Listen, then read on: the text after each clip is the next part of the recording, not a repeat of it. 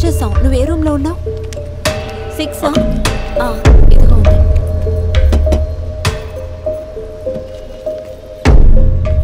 రండి. మీ ఇద్దరిని నేను కాలేజ్లోనే చూశాను. అప్పటి నుంచి మీతో మాట్లాడాలని చాలా ట్రై చేశాను. మీరు నా చెల్లి గంగా ఫ్రెండేగా?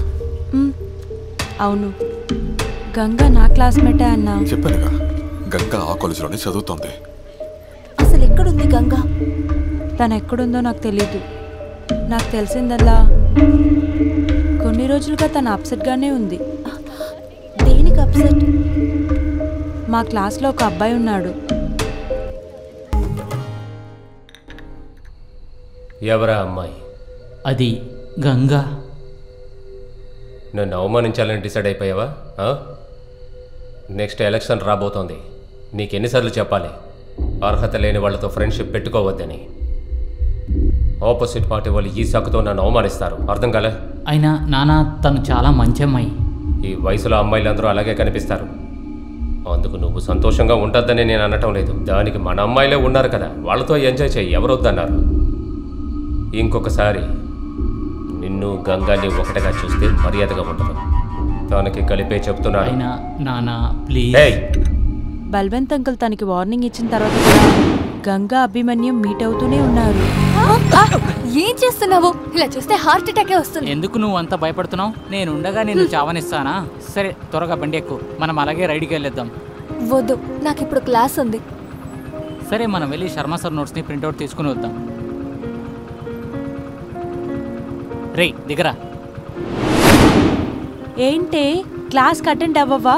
నేను రావడానికి లేట్ అవుతే నువ్వు వెళ్ళిపో.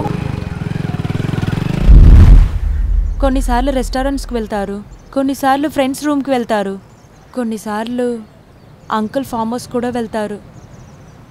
కానీ ఒకరోజు ఏమైందండి? తర్వాత ఏం జరిగింది?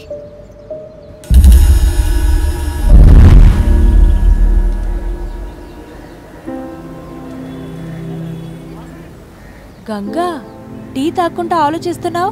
ఏమైంది ఈరోజు ఇంత సీరియస్గా ఉన్నావు? శృతి, నేను చాలా పెద్ద తప్పు చేశానే. తప్ప? ఏమైంది గంగా? నేను ప్రెగ్నెంట్ అయ్యాను. వాట్?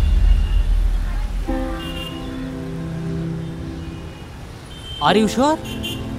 అవును, 2-3 సార్లు చెక్ చేశాను. ఒకే రిజల్టే చూపించింది.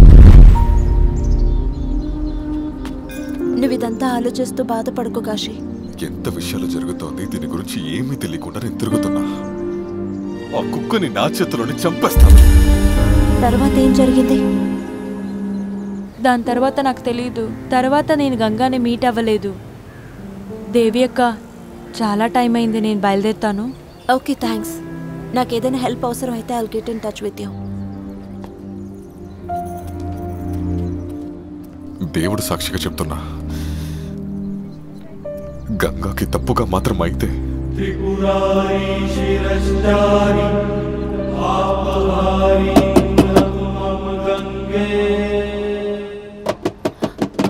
అరే ఏయ్, ఏం చేస్తున్నావయ్యా? వదిలితే గేట్ ఇరక్కొట్టేటట్టున్నావే. ఇక్కడే పనిచేస్తున్నారా? నేనా? ఈ ఇంటి అల్లున్నయ్యా. నాకు యూనిఫామ్ ఇష్టం, వేసుకున్నాను.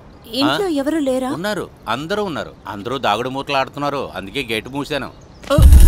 అడిగిన ప్రశ్నకి సమాధానం చెప్పవా? ఇంట్లో ఎవరు లేరు, అందరూ బయటికి వెళ్ళారు. ఎక్కడ? పెద్ద ఇంట్లో వాళ్ళకి చాలా పనులుంటాయి. నాలాంటి వాడికి అవన్నీ ఎందుకు చెప్పారు? వెళ్ళి వారం అవుతుంది.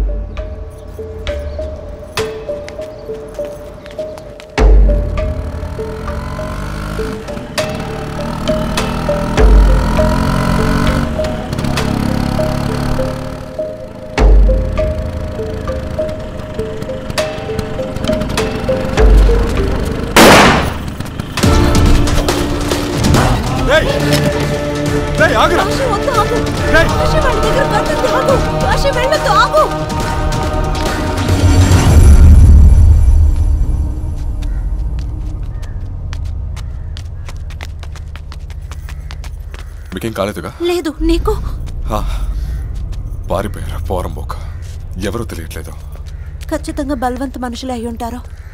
నా చేతికి మాత్రం దొరికితే వాళ్ళ చావు దారుణంగా ఉంటుంది.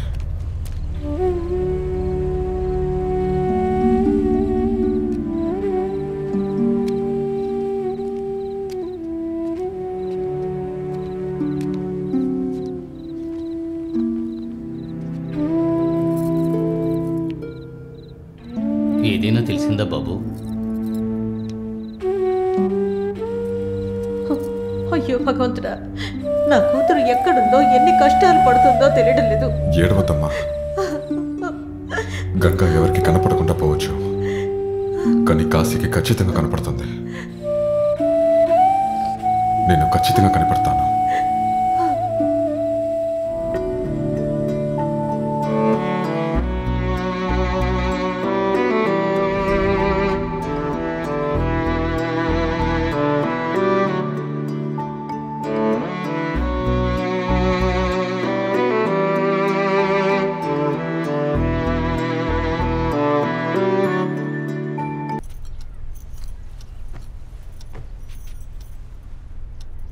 నిన్న రాత్రి మళ్ళీ గంగా ఫ్రెండ్ శృతితో మాట్లాడాను కాశీ. నువ్వు కోప్పడతావని కొన్ని విషయాలు చెప్పకుండా దాచింది. ఏమైంది కాశీ? అదేమిటంటే అభిమన్యు నాన్న వాళ్ళ ప్రేమని ఖచ్చితంగా అంగీకరించారు. అందువల్ల వాళ్ళు కోర్ట్ మ్యారేజ్ చేసుకోవాలని నిర్ణయించుకున్నారు. పెళ్లి చేయడానికి చూసారా? నా ఆఫీస్ పని మీద నేను లక్నోకి వెళ్తున్నాను. నేను రావడానికి ఖచ్చితంగా మిడ్ నైట్ అవుతుంది. నువ్వు కోర్టుకు వెళ్ళి దీని గురించి విచారణ చెయ్యి. అది గనక నిజమే అయితే గంగని కనిపెట్టడానికి మనకు హెల్ప్ఫుల్గా ఉంటుంది కదా. సరే.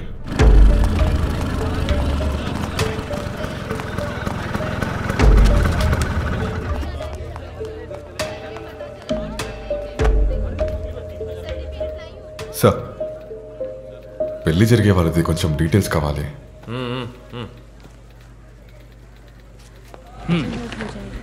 మీరు వెళ్ళండి, మళ్ళీ రేపు మార్నింగ్ రండి.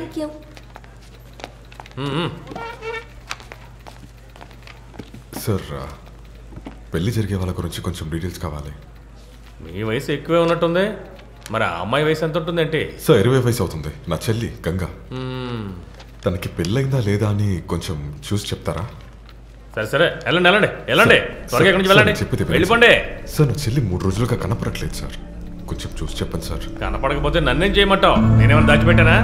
కాన్ఫిడెన్షియల్ ఇన్ఫర్మేషన్ ఎవరికి చెప్పకూడదు. బయలుదేరు బయలుదేరు బయలుదేరు. ఇదిగో చూడండి, నా చెల్లి కనపడట్లేదు. నా చెల్లి కోసం ప్రాణాన్ని ఇస్తాను, ప్రాణాన్ని తీస్తాను.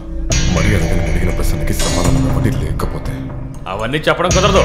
వెళ్ళు. ఆవిడ పేరేంటో చెప్పండి సార్. గంగా చౌదరి.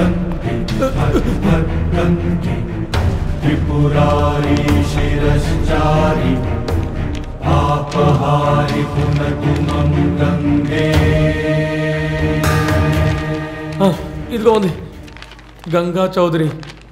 5 రోజుల క్రితం పెళ్లికి అప్లికేషన్ పెట్టుకున్నారు, కానీ ఇంకా పెళ్లి జరగలేదు.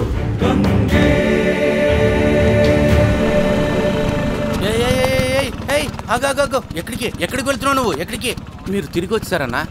ఎక్కడికన్నా? మీ యజమాని కలవాలి.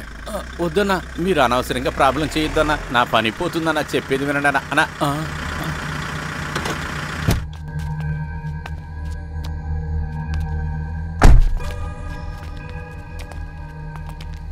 ఎవడు వీడు? ఎవరో అర్థం కాలేదు సార్, మిమ్మల్ని చూడాలంటున్నాడు. సార్, మీ అబ్బాయి నా చెల్లి కలిసి చదువుతున్నారు సార్. అది మాత్రం కాదు, వాళ్ళిద్దరూ ప్రేమించుకుంటున్నారు.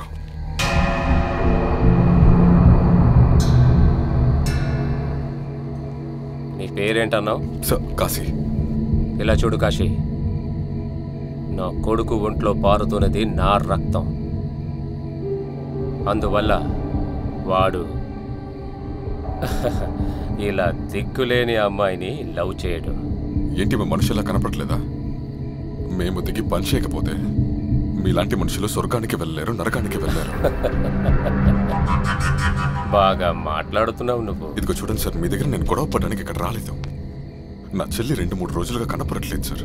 మీ అబ్బాయి అభిమన్యుతో పాటు వెళ్ళి పెళ్లి చేయడానికి ట్రై చేశారు సార్ వాళ్ళు. అభిమన్యుకి తెలుసు నా చెల్లి ఎక్కడ ఉందో అని. నా కొడుకు ఇప్పుడు లీవ్లో ఉన్నాడు. మసూరికి వెళ్ళాడు, రావడానికి వారం అవుతుంది. వాడు రాగానే ఏంటి ఏదని అడిగి నేను చెప్తాను. సార్ ఇంటి పరిస్థితి అసలు బాలేదు సార్. ఒక వారం నేను తట్టుకోలేను సార్. నా చెల్లి ఎక్కడో తెలియాలి సార్. ఆఫ్టర్ ఆల్ నీకు నేను జవాబు చెప్పాలా? నీ అవసరం ఏంటో నాకు బాగా అర్థమైంది. నీ చెల్లి ఇంకో కుక్కతో ఊరు మీద పడి తిరుగుతుంది. ఆ నింద నా కొడుకు మీద వేద్దామని చూస్తున్నావా? ఏ బల్వంత్, చాలా మంచోట్లా మాట్లాడుతూ నేను కొట్టి నీ తోలు నేను ఇప్పుడు నదికి వెళ్తున్నా. 2 పాడి రెడీగా పడతాను. నా చెల్లికి మాత్రం ఏదైనా జరిగితే అబ్బా కొడుకు ఇద్దరిని ప్రాణాలతో కాల్చేస్తాను. వెళ్తాను రా.